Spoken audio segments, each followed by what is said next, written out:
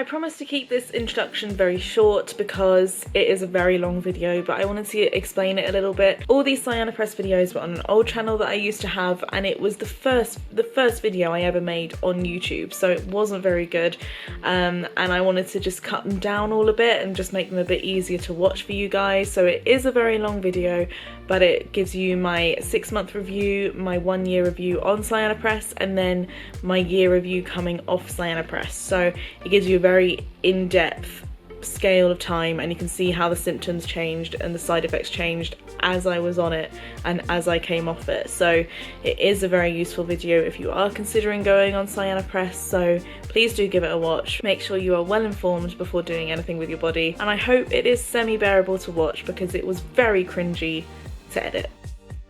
The reason I'm doing this video is because when I first found out about it, I went online to try and find some personal reviews of people on it, and I couldn't find anything. I think I found one video of a girl who was on it, but I really want to make sure that there's information out there for people who are considering this contraceptive. I started off on the combined pill. That did not go well. Oh my golly gosh. I took the pill, and I think on the second day I threw up on the phone to my mother. I got sent home from school because she saw that I was as white as a sheet and probably looked a bit green as well. So she sent me home, and then thankfully she did, because then I threw up. So that really didn't work for me. So I went back to the doctors a couple of days later, and he basically explained that some people just can't take estrogen, and any extra estrogen just doesn't work with them. So he put me on the progesterone only pill. So I went on that for about a year, and it worked really well for me. It had a 12-hour window, so if I was late on my pill I still had 12 hours to take it. I loved it. It actually worked really well until about the last couple of months of the whole year I was on it. I was having a period every 2 weeks, and each one lasted a week or more. So there were only a couple of days where I wouldn't be bleeding, and then I'd be back on to bleeding again. So that had obviously stopped working for me. So I went back to my doctor again, and she got me to try the combined pill again, but on a lower dose of estrogen. I think I was on it for a week, and I felt so nauseous every day. I didn't actually throw up on this time, thank God, but I did feel really nauseous. I wasn't eating because I felt so nauseous. So obviously again, it wasn't working for me. So back to the doctor, and he put me on a lower dose of the progesterone pill. It did work really well until I started getting really emotional, really upset about stuff. I was angry, I was snappy, so I put it down to the pill. It could have been other things going on. I was under quite a lot of stress at that time, but I decided that it was probably the pill. I then started looking into non-hormonal forms of birth control, and I'd picked 2 that I was interested in. The first one was the copper coil, and the second one was FAM, which is the fertility awareness method. So I decided before I actually jump in on one of these, I'd go to my doctor and I'd discuss it with him. He shot down the copper coil pretty quickly. He basically explained that it was very painful for someone as young as me, and as you know, someone who hasn't had kids. And then I discussed the fertility awareness method with him, and he explained that it can be really good for people. The only problem is that you have to get it spot on. You have to know your body so well. I've been on hormonal birth control for almost 2 years by then, and you know, that would have changed my body a lot, so it would be very hard for it to be safe. As soon as I get off hormonal birth control, chances are that my body would be very up and down. So we decided again that that wasn't the best idea for me at the moment. I do really want to do it in the future, but for now, not yet. So he then spoke to me about Sayana Press. It was a very new drug. I think it was about 2 years when he told me about it, and it was so new to the point that when I went to pick it up from the pharmacist didn't even know what it was. The reasons I decided to choose Sayana Press was because it was a lower dose of progesterone, so it also reduced my chance of getting breast cancer, which is also something that's really important to me. I only had to take it once every 3 months, which was also really good because my partner had also just been long distance for a long time, and it meant that I had definitely lapsed on taking the pill every day at the same time. So I used to be so on it, and then it kind of got a bit rocky. I went to the doctors and I had my first injection. She did it for me. I had it done in my stomach, which I would actually not recommend. For me anyway. It might be a better option for you, but I found that my stomach was really sensitive and it was really uncomfortable to have the injection there. Every time since then I've had it in my leg. So when it happened, I mean, the injection area was quite sore for a while, but I didn't have any noticeable side effects at all for a good few weeks. My first period was kind of at a normal cycle length, but every period after that it got longer and longer. And now my period comes about every 50 days. My cycle is a lot longer. The other side effect I have noticed is that my boobs get incredibly sore about a week before my period. Sometimes it's hard to even just bend over because it's so sore, and I'll wake up in the morning and I'm usually lying on my front and oh my god, it hurts. So they're really the only two side effects I've actually noticed. I haven't noticed anything else. My doctor did warn me that it's very common to gain a lot of weight on this contraceptive, but again, I didn't notice that. I am slightly heavier anyway, so I don't have a flat stomach, so maybe if I did, I'd have noticed slight weight gain, but I haven't noticed anything. On the list of side effects, it says it's common to get depression, which again I also spoke to my boyfriend about before we went on it, because my doctor warned me, and I basically said to him to, you know, let me know if my emotions seem to change, you know, if I withdraw, and like if I showed symptoms of depression, I told him to tell me, and he hasn't said anything. I haven't felt that there's anything different with my emotions. If anything, I actually feel a lot better than when I was on my pill. It also says that you can have abnormal smears. I'm not at the age yet where I need to take smears. If you are old enough and you need to keep track of your smears, then you don't want anything to conflict with that. It apparently can thin the bones out, and it's usually bad for the first 2 to 3 years, so your bones keep decreasing for 2 to 3 years and then it stabilises.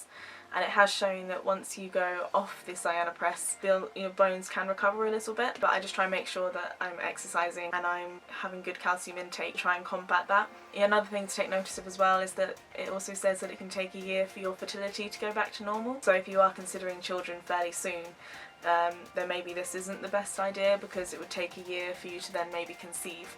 I know this idea of self-injection is quite scary. I do actually get my mum to do it.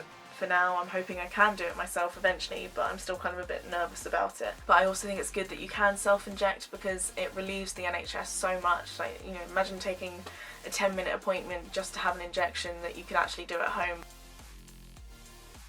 I have now been on this contraceptive for 1 year. Things have changed since I made my last video. I've noticed other side effects. I've also had a yearly review with my doctor since then, so I've been able to fire questions at them, work out what's normal. I wanted to do another update because there is still not a lot of information on the internet, or at least personal reviews on YouTube, regarding this contraceptive, and I really want people to feel confident going in having it done. The first thing I want to talk about is weight gain, which means I want to put in a trigger warning. I want to go on to the next information I have about the side effects, then go to this time. So regarding weight gain, in my last video I mentioned that it is a very common side effect, and it definitely is.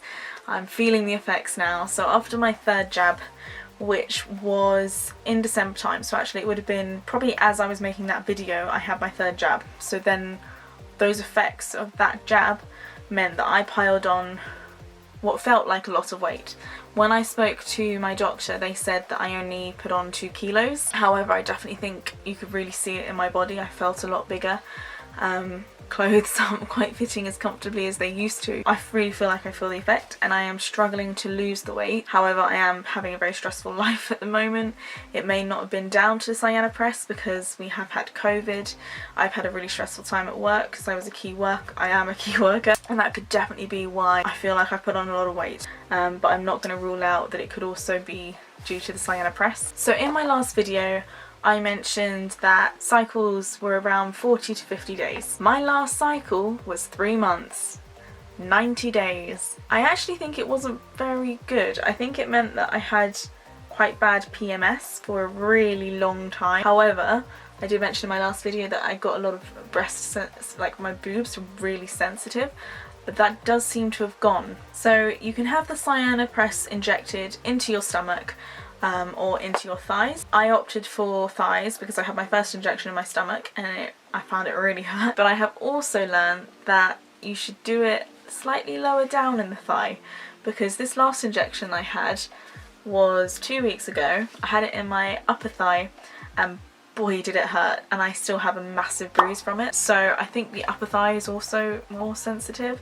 so my recommendation is to do it slightly lower down in the thigh because it's a lot more comfortable. Another thing that I've noticed on my old injection sites there is very slight discoloration. It almost looks like I have a really faint bluey bruise, and I also have dimples, so it kind of looks like a bit of a dent where I've had the injection, and it's not a big deal to me. You know, I'd rather that than have a baby and have all the side effects I had when I was taking the contraceptive pill, because that was just horrific for me. I really struggled with them. I just wanted to show you my leg because I had my injection yesterday, and it is bruised the worst it has ever bruised, and I definitely put this down to just where it was in the leg. So let me show you, because oh, if you're is it a squeamish thing? If you're squeamish, don't watch. And actually it doesn't look too bad on camera, but it is a big bruise. Like, the injection site is a pinprick, so when you look at it at this size, it's not great. And this was all in the space of 12 hours that it's come up like this. So yeah, this is my bruise. Really hurt up here. Last time, as you can see, this is actually a bite, ignore this, but this is the discoloration that I may have already mentioned, so it's just very slight. The next thing I want to talk about is my mental health, which I know again can be a touchy subject for people. So if you don't want to hear about sort of low moods, things like that, things that you might find triggering to yourself, then please skip to this part of the video. See, this is very hard for me to tell whether it was PMS, which apparently can be made worse. I don't think I really had it when I was not on any contraceptives. However, in this last cycle, bearing in mind, you know, disclaimer, it did happen during COVID, and I had a lot of difficult times to go through during COVID regarding family, relationships, so it could be down to that, but I did really struggle with my mood. I was feeling very low, very sad. I'm very unmotivated. I hate to admit it, but I actually didn't really want to film this video today, but I really want to get something out for this weekend. So it's hard, it's horrible, because I do usually feel like I'm a really bubbly, happy person. And I got to the point where I just didn't have any motivation to go to work, even though I love my job. And it has been a tough few months. However, it is during COVID. And although the contraceptive does say, scarily, in the most common side effects, it does have depression. I don't know if that is down to the contraceptive or if that is down to the situation I'm in. I also don't know if it's maybe more susceptible to being sad. You know, I do wonder, had I not been on this contraceptive and I got the bad news I was given during COVID, would I have reacted as badly as I did? You know, would I have been able to handle it better? So long and short of it is that I'm not going to blame this for the issues I had with, you know, bouncing back from difficult circumstances, because there have been major events in everyone's lives at the moment, so I just wanted you to be aware of it. Another thing I've noticed is that my sleep isn't great and my energy levels are not very high. I'm struggling to fall asleep. I feel like it's very easy for me to wake up. I'm not energized when I've slept, so I wake up feeling really groggy. However, again, we are in COVID, it's a really stressful time. I definitely think that could also play a major part in how well I'm sleeping, so take it with a grain of salt. It might be the contraceptive, it might be a really difficult time right now. So my periods are, they were always heavy, and then they get lighter and lighter, and now I've started noticing that they start out heavy as normal, they get lighter, they stop, and then Mother Nature pops her head back in and thinks it's funny to grace her presence again.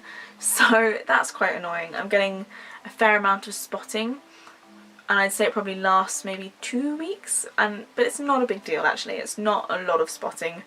And when you're only having a period once every 3 months, can you really complain if it lasts 2 weeks and then you have nothing again for 3 months? I don't think you can. Another thing I'm really conscious about now is my calcium intake. So apparently it can deplete the bones, which is a big concern for me. I don't particularly want to have my contraceptive cause issues in the future. I feel like it might be happening. I've noticed my teeth aren't as in great condition as they used to be. I had to have my first filling about 6 months ago actually, and I do think it might be due to this, because before then I had absolutely no issues with my teeth. I haven't changed my diet. If anything, it's got better. I'm eating less sugar. However, I still ended up getting a cavity and needing a filling, which could definitely be due to the fact that, you know, the body is depleted of calcium whilst on this. I'm only planning to stay on this contraceptive now a year and a half. I don't really want to stay on it any longer. It does recommend that you only stay on it for 2 years anyway. Basically, it's really hard in the world of contraceptives and hormonal contraceptives, because you get side effects, you get told one thing, you get told another thing, you don't know what to believe or what to go with. Overall, I am still happy with the contraceptive I'm on, but I definitely don't want this to be my long-term choice of contraceptive. It's made my life very easy during COVID, because if I'd have been on the depot shots, I would not have been able to go into the surgery to have it done. However, Sayana Press is the same ingredients as the depot shot, except I can do it at home. So that is a huge relief. It is really nice just to have the injection done and then not have to wait, you know, worry about it for the next 3 months. I did not expect to be making this video so soon, and yet here we are. And also, yeah, I have massive spots here, you probably already noticed, but I do wear a mask for 40 hours a week, so that's a lot of spots that want to arrive on my face. I was very adamant that I really loved it, that it was really good. I'm still semi in that area, but things have made me decide that I no longer want to be on the Sayana Press. This was kind of the final hormonal contraceptive I wanted to try. I always knew I wouldn't be going on another hormonal contraceptive. I have considered the copper coil, but I just do not think that that is right for me in any way, shape or form. I will not be doing that, which leaves nothing. In 2 days, I'm technically off hormones, but I won't be because it will still be in my system. So let's quickly talk about my reasoning for coming off hormonal contraceptive. I have 2 main ones, and it is embarrassing. I'm actually embarrassed to talk about it. I hate it. So up until I went on the Sayana Press, my dentist had always said that my teeth are fine, they're strong, my brushing is great, whatever I'm doing works, keep doing it. And then I had to have a filling, and that really sucked. And then I have now noticed that I'm probably going to need a couple more fillings. And I never had this issue before I went on Sayana Press. I haven't changed my diet. If anything, I've made my diet better. I've consumed less sugar. I've cut out fruit juice completely. But I've still got fillings, or still need fillings. The fact that I can visibly see damage on my teeth, I can only imagine what it's actually done to my bones in here. And, you know, I don't want to grow up when I'm older. That's not what I mean.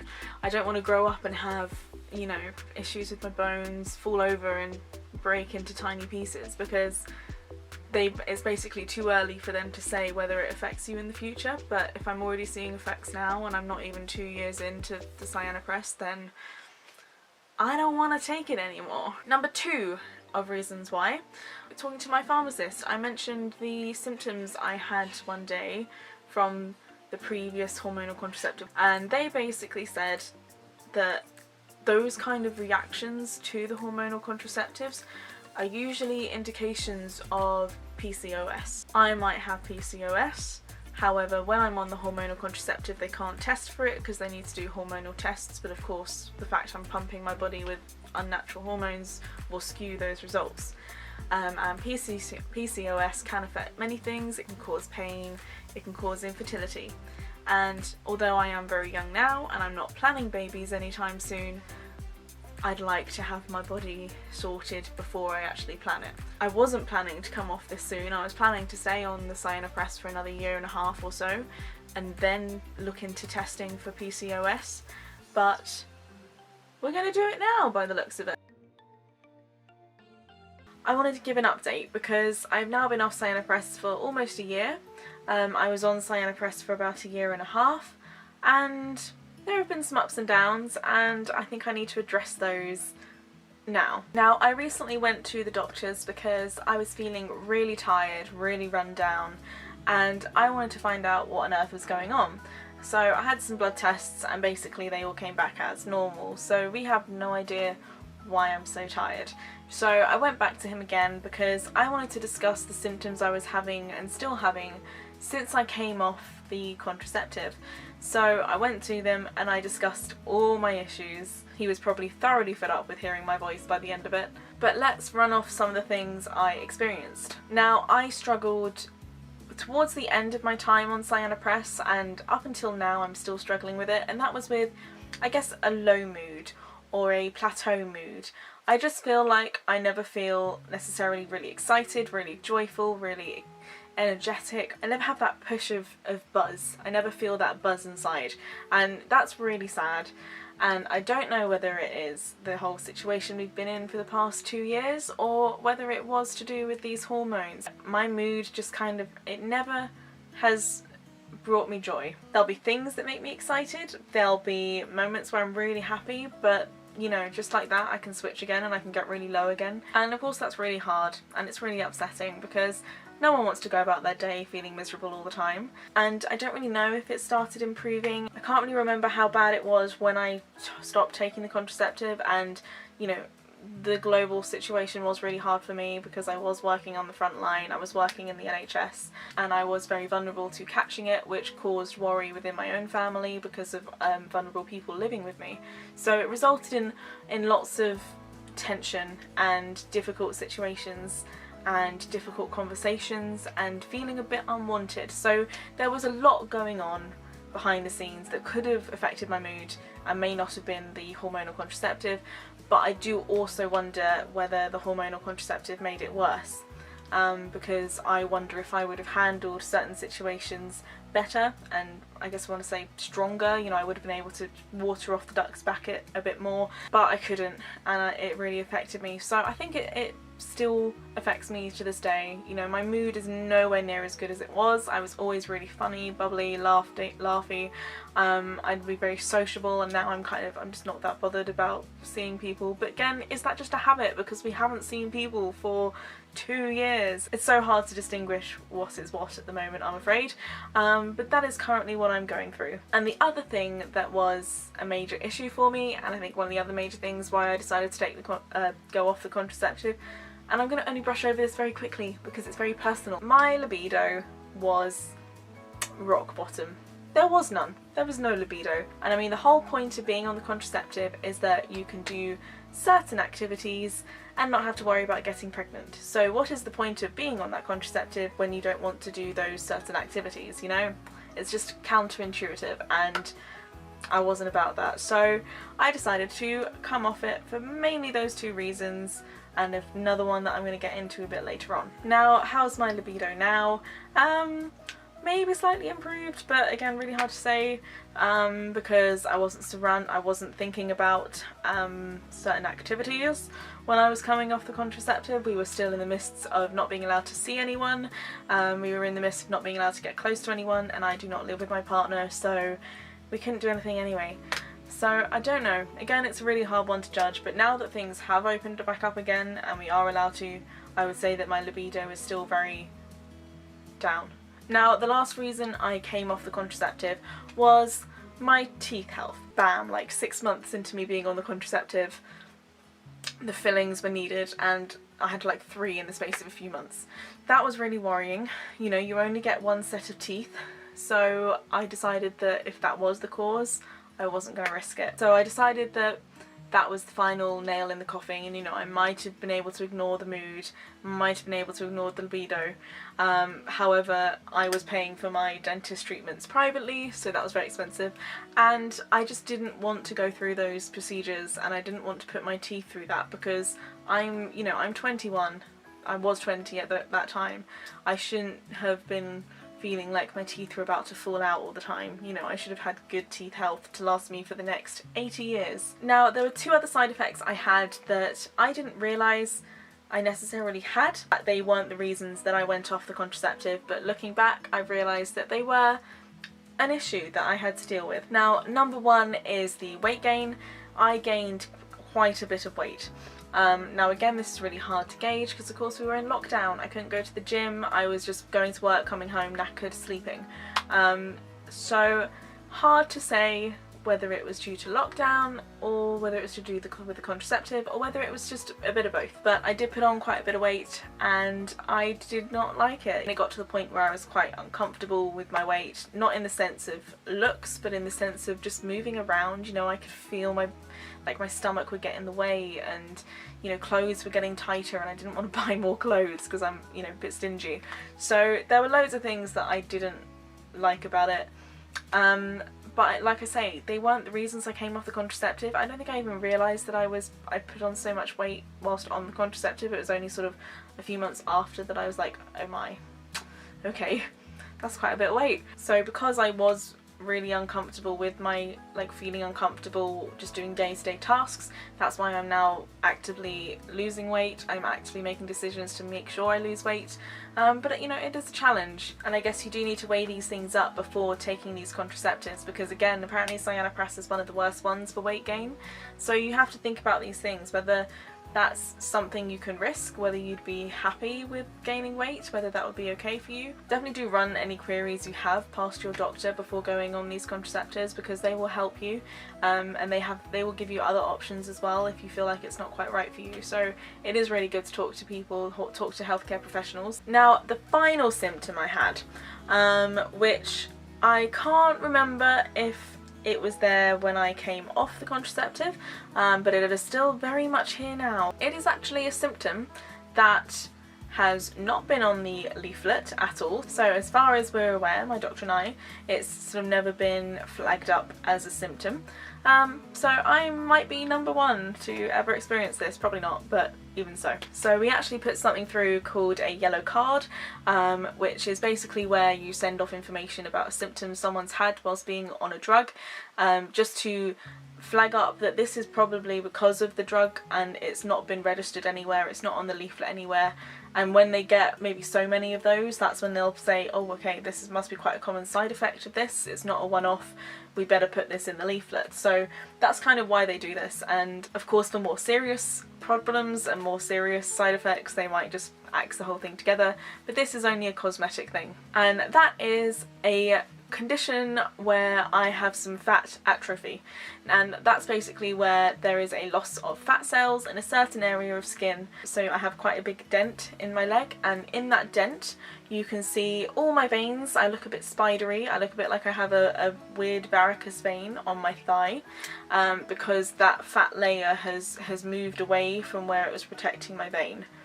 So you can now see a lovely blue splodge that sometimes goes red on my leg. To me, you know, I don't like it. It looks quite unsightly. It also sometimes resembles a certain Nazi symbol, which is not so favourable to have sprawled across my leg. Now, sadly, my doctor did just say I'd kind of have to live with this. I do have options which would probably lead to worse things. For example, he said I could have it surgically removed. That would just leave a bigger scar and a bigger sort of dent in my leg, so really there's no point in having it surgically removed. He also said that I could have it cosmetically filled with silicone, but you know, there are certain risks to that as well, and again, you know, I don't think it's that necessary. I did ask him if I could tattoo over it so it wouldn't be seen. He said he couldn't really see a reason why not. So yeah, I know it's not the nicest thing, and now I'm gonna have to live with it, but that's okay, you know, it happens. It's very common in insulin users and things like that. It's the actual injection and the injection site that causes this kind of thing. So another thing to think about, you know, there can be unexpected side effects that weren't on the leaflet, that you read through, you know, before you did it.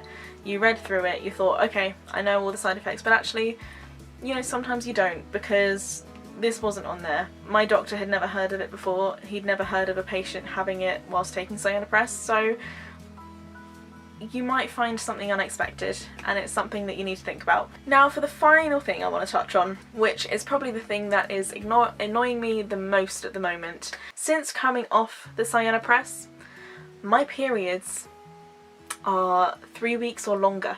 And I don't mean like, oh, I've been spotting for 3 weeks. I mean 3 heavy weeks, like day 1, day 2 periods for 3 weeks.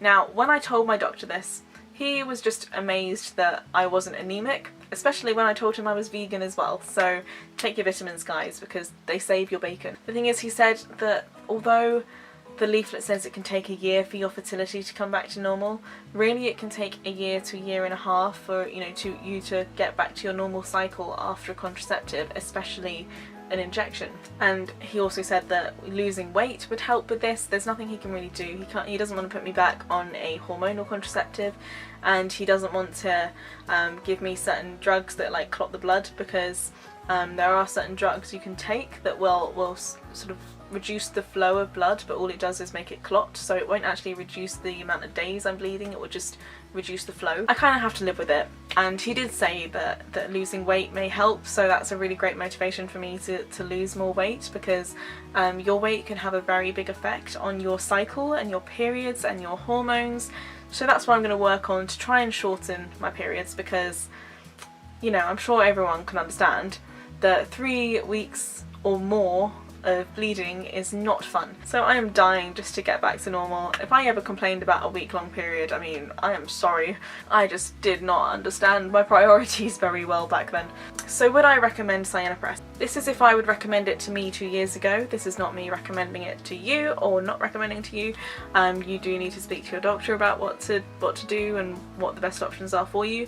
But for me, had I not tried the pill and the pill not worked for me, and had I tried, so many pills and the pills not worked for me, and had I not been able to have the combined contraceptives, had I not had a higher risk of breast cancer in my family, I probably wouldn't have chosen this. But because I've exhausted all things I could have tried, this was kind of like a last-ditch effort, because I didn't want the coil, I wasn't recommended to have the coil, so really it was my only option. I wish people had spoken to me more about not taking any contraceptive. I wish at school that was more talked about, because all I remember being at school was that they talk about all the different contraceptives you had, but they never really spoke about the repercussions of that, and I wish that was discussed more, because I actually wish I never went on a contraceptive. I wish I'd always just been normal and not messed with my body, because I've messed with my body and now I have a low mood, I have no libido, I have weird dimples on my legs, I've gained weight, I've got 3 week long periods, so really I just don't see a major benefit, or any benefits there are, they're just completely outweighed by everything else. So if I could speak to me 3 years ago, I would say don't go on the Sayana Press. But that's my opinion. This is also my experience. You might have an amazing experience on Sayana Press. It might be the best life-changing contraceptive you have ever used. So don't necessarily make me sway your decision on whether to take it or whether not to take it. But I just want to give you information. I want to give you another perspective. I want to provide you with information that you may not have got otherwise. I hope you guys have a bit more information than you did before about Sayana Press. If you guys also have any experiences with Sayana Press, let's put them all in the comments so everyone has a plethora of knowledge before jumping into a new contraceptive. Thank you for watching, and I will see you in the next one.